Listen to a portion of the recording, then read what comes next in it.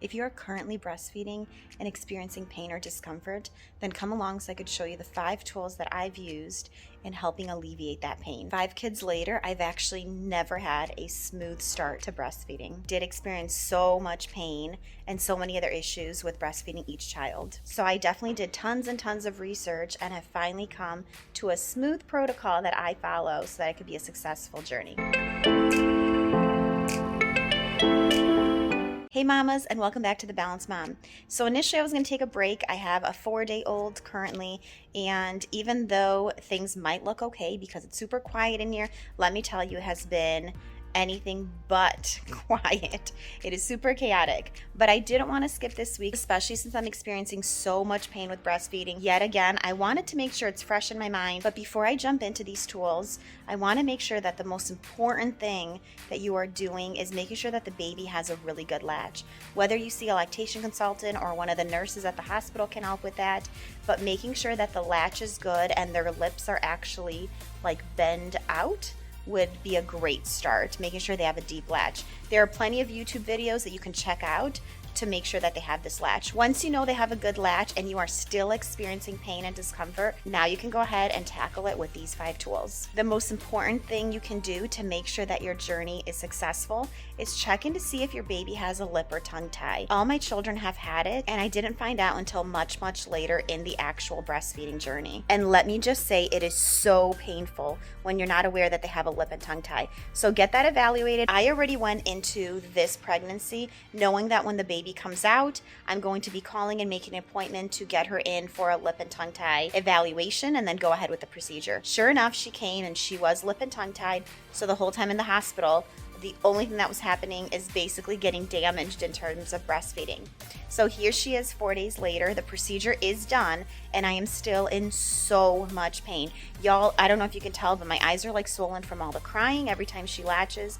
I am either screaming or crying, kicking, like it is excruciating pain. So I have all the tools that I have used and that I'm currently using. So the first thing that I absolutely love, and you could get it at the hospital or you can order obviously before you go into the hospital, are these gel pads. They come in a smaller size, but apparently the new ones are much, much bigger. And so go ahead and order that. Our hospital provided this and I ordered a batch, but they just really, really help with like soothing that pain. Not necessarily with the initial latch, but just soothing it afterwards. It really provides like a cool sensation that you really need when you feel like your chest is on fire. All right, secondly, 2 favorite creams. One is actually a prescription one, this white bottle. It's called Apno All-Purpose Nipple Cream. It's basically 3 ingredients that get mixed together to create this. It really helps with just fighting the pain, helping the baby with the next latch. So you put it on after you're done nursing, and then it just really calms it down. When the baby latches again the next time, you're just healed a little bit more than you would have been healed if it just continues without it. I unfortunately got the prescription really late. The hospital took days to get it in. So unfortunately, I am just, again, in so much excruciating pain. Most of the time I use the prescription one, but once it calms down and things get a little better and I can handle the pain more and I'm not kicking and screaming and curling my toes, then I switch to just some more natural cream. And this one is Mother Love Nipple Cream. Really wholesome ingredients. Again, really helps with just soothing the pain and alleviating it and just helping you heal. I would highly recommend you stay away from the Lancino. I think that's what it's called.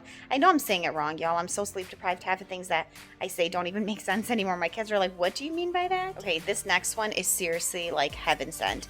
These are Silverette cups. I was not even aware that they existed until I had baby number 1, and we actually ordered them from Europe back then. They were not easily accessible, and I was so desperate for a solution. I searched high and low on what else can I put because I was not healing. And so I discovered these little Silverette cups. Now they come from a bunch of different companies. So Silverette cups are the main company that created them, and these are off-brand ones. I couldn't find my actual real ones that I bought. Apparently, which I was not aware of, is people use silver to heal after a surgery, something like major, to help it heal and close that wound. I was not aware of this. I mean, with so much pain, again, you might be cracking and bleeding, and this really, really helps to close the skin and to make sure that you actually heal. Make sure you don't use these in addition to the cream. You kind of have to use them separately. Like I'll use these during the day more and the cream throughout the night, and that way it doesn't affect the actual silver working. Other times, I honestly, depending on what I actually need, if you're cracked, I would definitely recommend this because it heals the skin and closes it. If you're like bleeding and in so much pain, I would recommend the actual Apno too. So it just depends, but I honestly use them all because I have a little bit of everything. And so it kind of depends on what's worse. Is the crack the one that's not healing fast enough?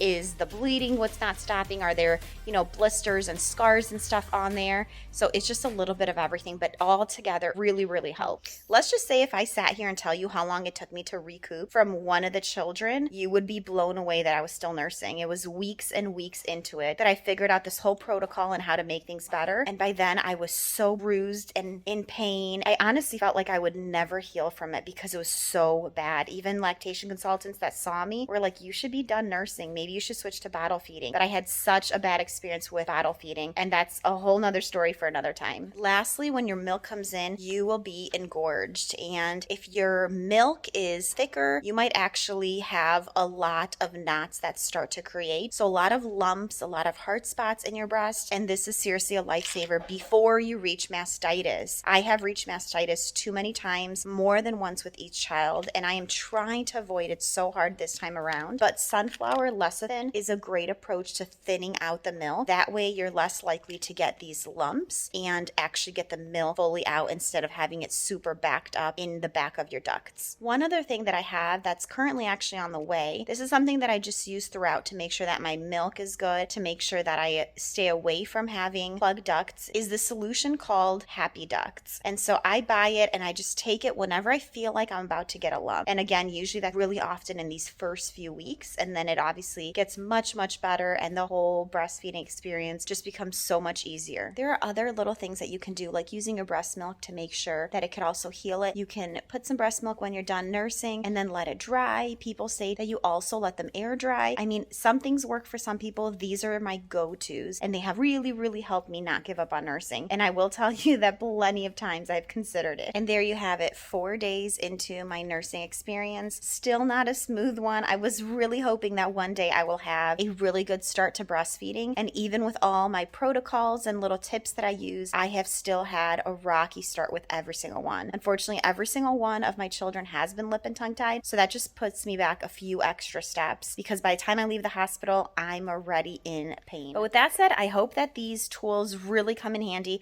I hope you have a wonderful experience breastfeeding. I actually did breastfeeding and pumping for my first two and a nipple shield, and just taking everything along with you, like the pump, making sure I don't forget the nipple shield. Honestly, it was a lot. So I was excited when baby 3 came and I was able to experience nursing without having to carry all these extra things. Great, ladies. I hope you have a wonderful and blessed day, and I will see you next time.